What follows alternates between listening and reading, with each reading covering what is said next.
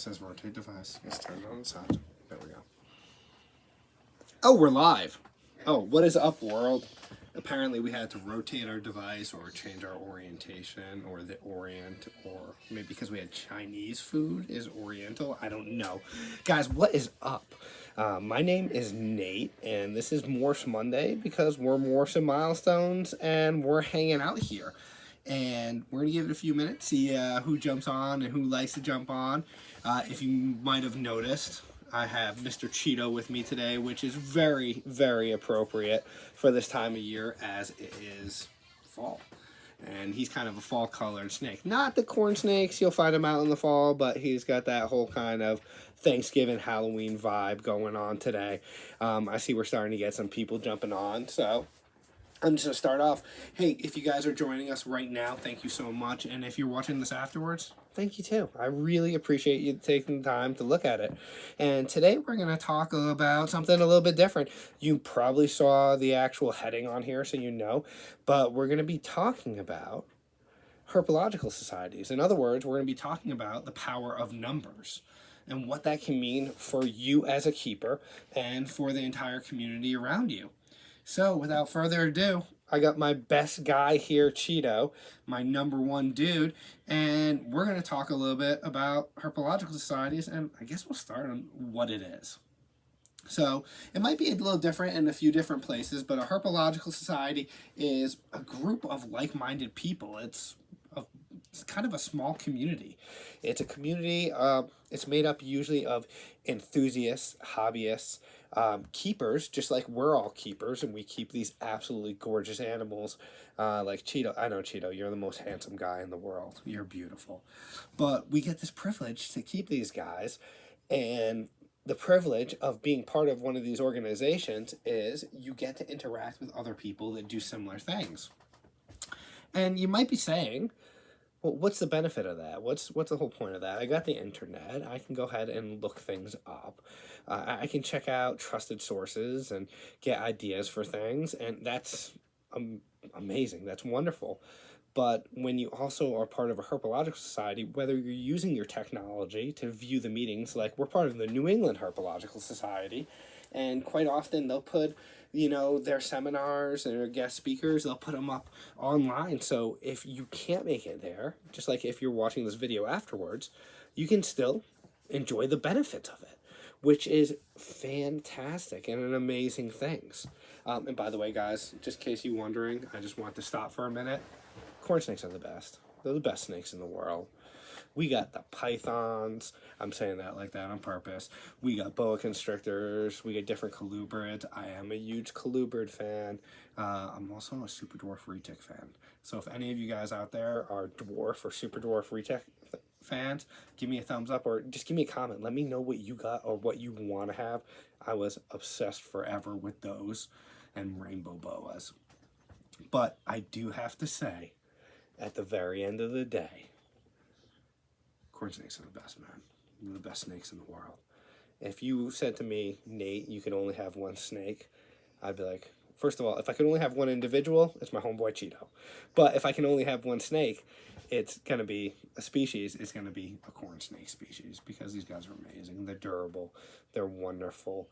They're temperate. Even right now, Cheeto's kind of like, hey, what's going on this table? What's going on over here on this little counter here? And this is where we bring out a lot of our enrichment stuff. I don't know if you guys saw our enrichment videos with the tents and some of the different branches we bring out, but this is one of the places that we put them. We literally have coffee with constrictors. We chill in the house and we have some of our animals crawling all around just to find that time between busy life to add enrichment. And that's something I learned about too, working with people and talking to people and being around people and basically those association, herpetological societies. So, after my giant Nate tangent, I apologize greatly. Let me go back to herpetological societies. So we were exposed to the Herpetological Society, thank goodness, very shortly after we got into reptiles. For you, those of you who don't know our story, most of you probably know our story. I have an amazing daughter. I have a beautiful daughter, but she had to be encouraged to learn to communicate so she could share her life with us and communicate with us. And my daughter had an amazing interest in reptiles, like this guy right here. So we built a system using reptiles, primarily rehabilitated, rescued, and donated reptiles, like surrenders too. We use that to encourage her to move on to the next level. So we used, different reptiles. That's the Morse part. And the milestones is she was able to accomplish mastering the art of, sharing what was on her mind. And a lot of the way we did that is through community. So in the very beginning, we had a fantastic, we have not had, we have a fantastic friend, my buddy Nelson from Relentless Reptiles, who is an awesome dude. And he literally was just learning about what we did because we're not the best promoters in the world, or I'm not, Brenda is. And he's like, you got to talk to these folks. These folks are the people that are there to support individuals trying to make, a difference in the world, try to do the benefits.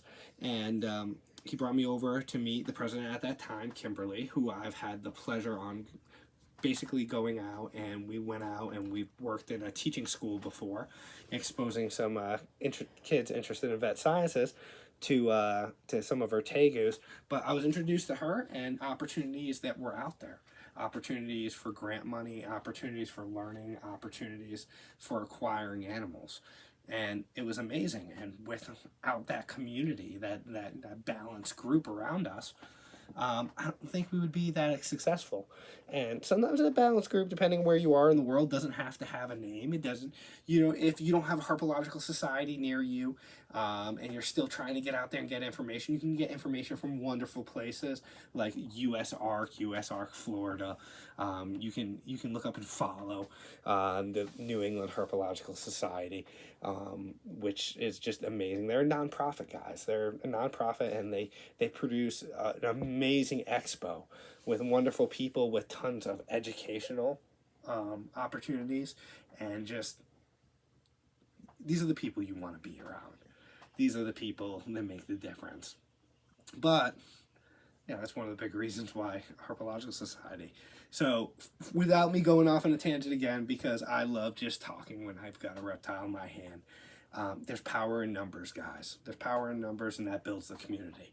So if you're joining part of the Herpetological Society, you become part of that almost living, breathing entity that's out there to do better for our animals, to do better for our neighbors, our families, our children, to encourage keeping these animals the right way. It gives you a voice. It gives you a voice to communicate. It is absolutely amazing to be among like-minded people.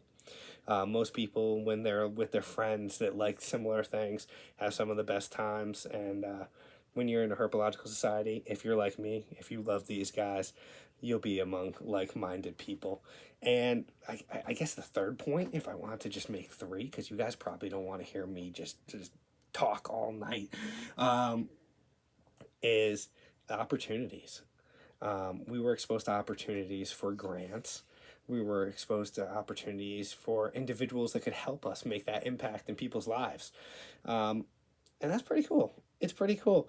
It's a different experience. It's an experience where you can go in and you can meet people and talk to people. It's cool. It's like you're going to a really fun mixer every single time you go out there, and you're learning something new. And it's not like school learning. Well, maybe it is school learning. Maybe if you had that one class that you loved, you were obsessed with because it spoke to you. If you're a reptile person, that's what that place will do. And if you're somebody who's just interested in reptiles, the exposure will be great.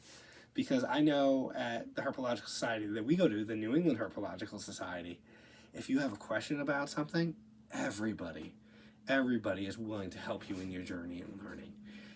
I've had people at the society, because we do some work with education and therapy, when there's been animals present, says, hey, can you help me with this? This individual wants to see my snake. I want to see how you handle them. I want to see how you do this.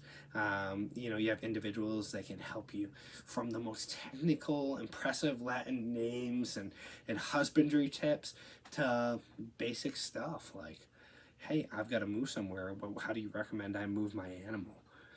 Hey, do you guys know any good resources that I can find, some trusted resources? Do you know a good veterinarian? I'm a little nervous about going to a veterinarian and spending a lot of money and not getting the care I need. That's what you get, guys. It's power in numbers. It's people of like minds, and above everything else, it's a community. It's a place where we can all belong. So, if you wanted my advice would be jump on the good old interweb, find the herpetological societies near you, and find out if that's a place where you can learn, where you can grow, where you can be part of a community. And if not, guys, we have the internet. You can research others, and you can find ones everywhere, and you can find events like the New England Reptile Expo that's run by our Herpetological Society, and it's just an amazing time. There's not just breeders, there's educators, there's people that truly care about reptiles there. So guys, thank you so much for joining Cheeto and myself for Morse Monday. Of course, Cheeto is the star. I'm just here to back him up. I'm basically his transportation. But I love talking to you guys about this stuff. I hope you guys enjoy this. I hope you enjoy seeing Cheeto move around. And by the way, guys, something as simple as this can be considered enrichment. Holding your animals in different places, letting them explore in different places, and just enjoying them and adding variation to their life. So guys, thank you so much for your support. We love you guys. Oh guys, big thank you. Big thank you. I know I've done this a few times. Recently, we uploaded that we got a rather large shipment from Rodent Pro, and it was because of you guys that are giving us donations.